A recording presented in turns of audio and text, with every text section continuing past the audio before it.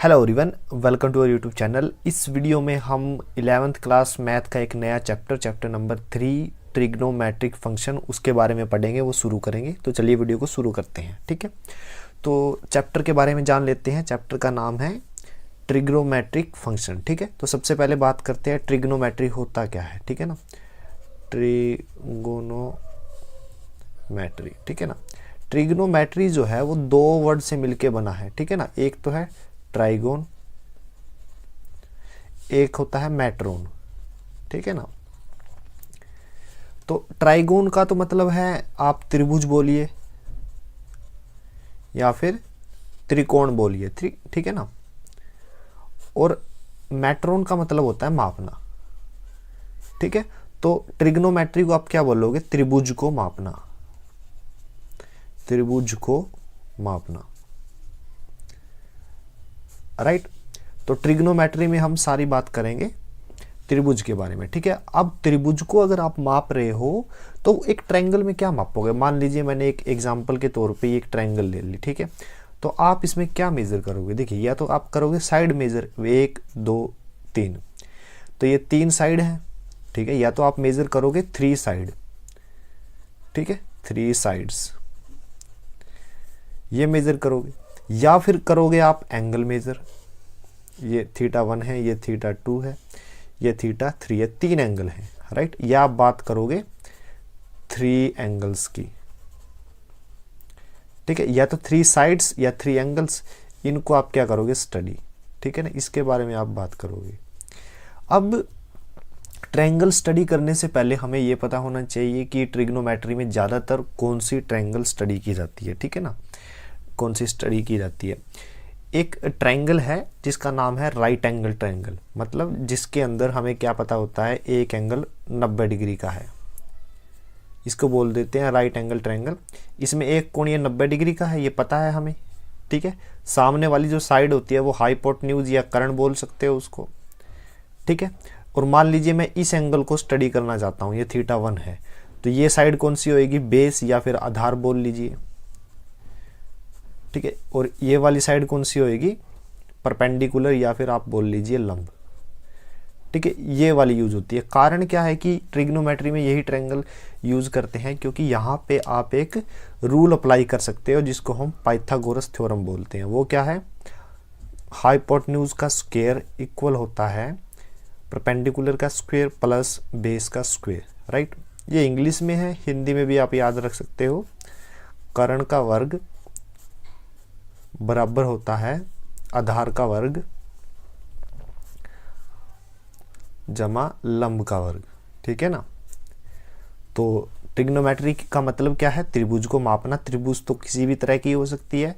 त्रिभुज में आप 3 साइड और 3 एंगल को स्टडी करोगे। ज़्यादातर जो ट्रायंगल है यही रहती है, इसी के आधार पे ट्रिग्नोमेट्री फंक्शंस बनते भी हैं। ठीक है ना, ये बिल्कुल बेसिक ट्रायंगल है। अब बात करते हैं 3 साइड और 3 एंगल में एंगल्स की बात करते हैं कि एंगल्स होते क्या हैं।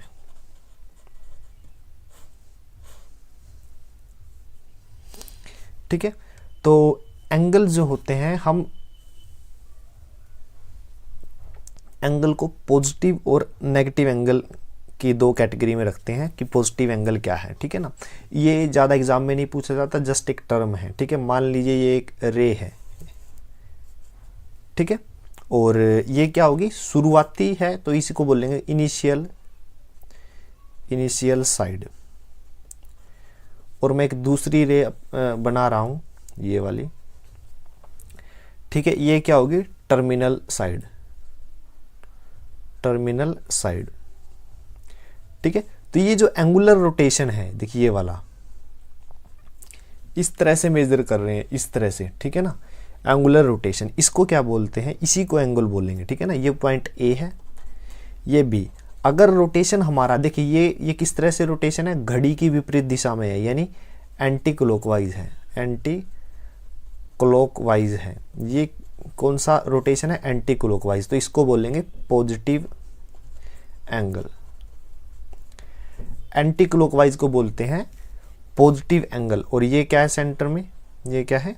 वर्टेक्स। ठीक है ना, ये पॉजिटिव एंगल। नेगेटिव एंगल की बात करता हूं, ये क्या है? ए पॉइंट ये क्या है ओ, ठीक है, इनिशियल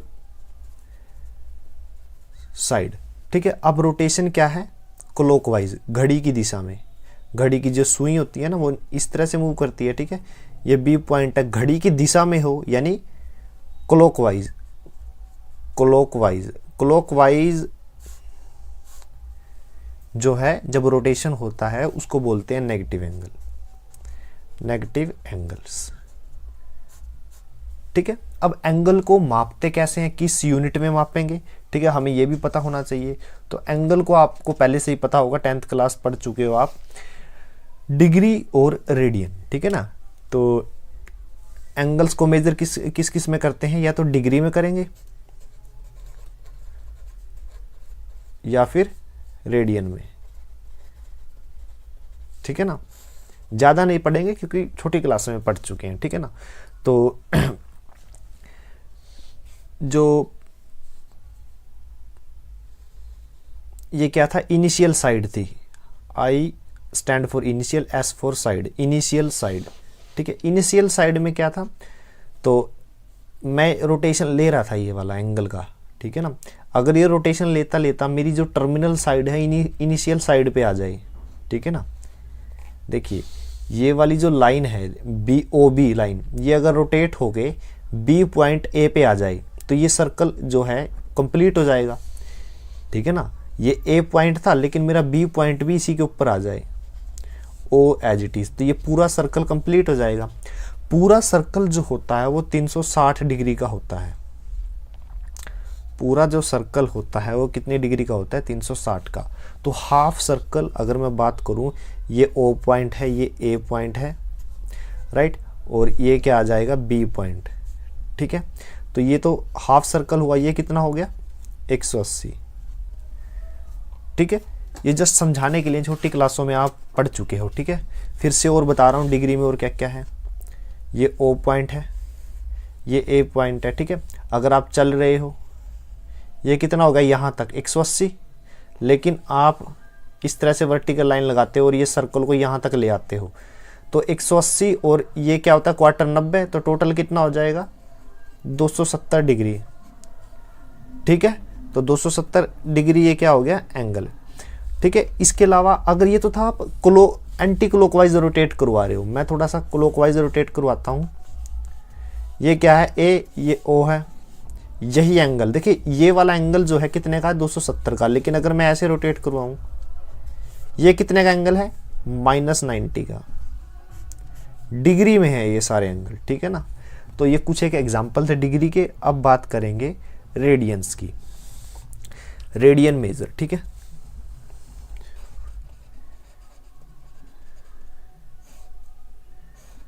ठीक है, रेडियन मेजर क्या है कि अगर मेरे पास एक सर्कल है, ये मेरे पास एक सर्कल है जिसकी रेडियस, जिसकी ये ओरिजिन पॉइंट है, जिसकी रेडियस 1 है, यूनिट है 1, ठीक है, और मुझे 1 रेडियन कैलकुलेट करना है, तो यहां से लेके सरकमफ्रेंस की लेंथ जहां तक 1 हो। अब ये जो सरकमफ्रेंस, यूनिट क्या होना चाहिए, देखिए जो रेडियस है, रेडियस R4, रेडियस मतलब त्रिज्या, रेडियस 1 होनी चाहिए, जितनी लेंथ सरकमफ्रेंस की होगी वही वैल्यू रेडियन की होगी। देखिए यहाँ पे सरकमफ्रेंस की वैल्यू क्या है, यूनिट यानी 1, तो ये जो एंगल बना है, ये जो एंगल बना है ये वाला, ये क्या है, 1 रेडियन है, ठीक है ना। 1 रेडियन, रेडियन को कैसे आपने डिफाइन किया, यूनिट सर्कल में length of circumference called the radian, ठीक है। अगर मैं इसी लेंथ को, मान लीजिए ये सर्कल दोबारा से ड्रॉ कर रहा हूं, ठीक है ना, रेडियस कितना है, 1 यूनिट, रेडियस क्या है, 1 यूनिट, लेंथ आपने 2 तक कर दी, 2, ठीक है, और आपने क्या किया, ये एंगल मेजर किया। अब देखिए सरकमफ्रेंस की लेंथ कितनी है, 2 यूनिट, तो एंगल भी 2 यूनिट होगा, ठीक है। एंटी क्लॉकवाइज ले रहे हो तो रेडियन में जो एंगल है, जो ये मतलब 2 यूनिट नहीं, एंगल क्या होगा, 2 रेडियन होगा, ठीक है, समझ रहे हो ना। यूनिट सर्कल में रेडियस 1 होनी चाहिए, बस जितनी भी लेंथ सरकमफ्रेंस की है वही रेडियन में आ जाएगी, एंटी क्लॉकवाइज ले रहे हो तो रेडियन पॉजिटिव में आएगा। और अगर मैं कहूँ यहाँ से लेके यहाँ तक लेंथ थी 2 यूनिट, रेडियस 1 यूनिट है और लेंथ 2 यूनिट है, तो ये वाला एंगल कितने का हो गया, -2 रेडियन। ठीक है ना, समझ में आया। अब बात करते हैं, ये हमने डिग्री और रेडियन की बात कर ली, अब हम बात करते हैं रिलेशन की, relation between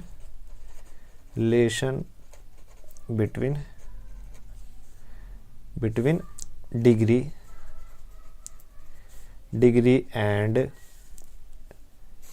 radian. Relation between degree and radian, degree और रेडियन में रिलेशन कैसे निकालोगे, वही से फिर से सर्कल ड्रा कीजिए। ये मैंने सर्कल ड्रा किया जिसकी रेडियस क्या है, 1 यूनिट। ठीक है, मैं यहाँ से, मैं ये पॉइंट ए है, ये ओ है, ओ ए एक रे है, मैं यहाँ से चलना स्टार्ट करता हूँ, रोटेट करके वापिस यहीं पे आ जाता हूँ, मतलब बी पॉइंट यहीं आ गया। तो रोटेशन कितना हुआ, देखिए रोटेशन हुआ 360 डिग्री, तो मैंने लिख लिया 360 डिग्री क्या है, रोटेशन। ठीक है, और अगर मैं रेडियन में एंगल निकाल लूँ तो ये, जब देखिए अगर r की वैल्यू, रेडियस की वैल्यू 1 है तो पूरी सरकमफ्रेंस की वैल्यू जो रहेगी वही रेडियन एंगल की रहेगी। तो सरकमफ्रेंस क्या होता है, सरकमफ्रेंस की वैल्यू होती है 2πr, यही होती है ना सरकमफ्रेंस, यानी परिधि का फॉर्मूला होता है 2πr। रेडियस की वैल्यू 1 है तो सरकमफ्रेंस की वैल्यू 2r आ जाएगी, मतलब पूरा सर्कल आने पर डिग्री की वैल्यू तो होती है 360 और रेडियन की एंगल की वैल्यू होती है 2π। यहाँ पे 2π है ना, क्योंकि r की वैल्यू तो 1 है, तो 2 से काट दीजिए ये 180। तो जो इम्पोर्टेंट रिलेशन आई है कि 180 डिग्री किसके इक्वल होता है, पाई रेडियन के। ठीक है, तो ये रिलेशन काफ़ी इम्पोर्टेंट है। एक डिग्री किसके इक्वल होता है, 60 मिनट के। दूसरी रिलेशन ये है, 1 मिनट किसके इक्वल होता है, 60 सेकंड के। तीसरा रिलेशन ये है। इस एक्सरसाइज में मतलब अब हम जितने भी एग्जाम्पल करेंगे, जितनी भी मतलब एक्सरसाइज 3.1 में जो क्वेश्चन करेंगे वो सारे सिर्फ इन 3 रिलेशन के ऊपर है। ठीक है ना। एक चीज और है, मान लीजिए आपको ये एंगल फाइंड आउट करना है, इसी में रेडियन वाले की मैं बात कर रहा हूँ। मान लीजिए मेरे पास एक सर्कल था, ठीक है, और ये लेंथ r है, ये यूनिट इसकी वैल्यू 1 नहीं है, कुछ भी हो सकती है, और ये लेंथ क्या है, ये l है। मुझे ये एंगल निकालना है थीटा, तो ये तो काफ़ी ईजी है। थीटा किसके इक्वल रहेगा, l/r।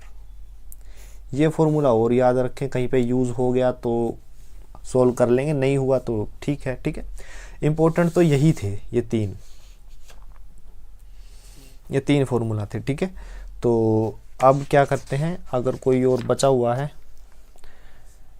और कुछ नहीं है, हाँ डिग्री और रेडियन की अगर टेबल आप पढ़ना चाहो तो वो मैं करवा देता हूँ। ठीक है, तो डिग्री में एंगल देख लेते हैं और फिर रेडियन में एंगल देखेंगे।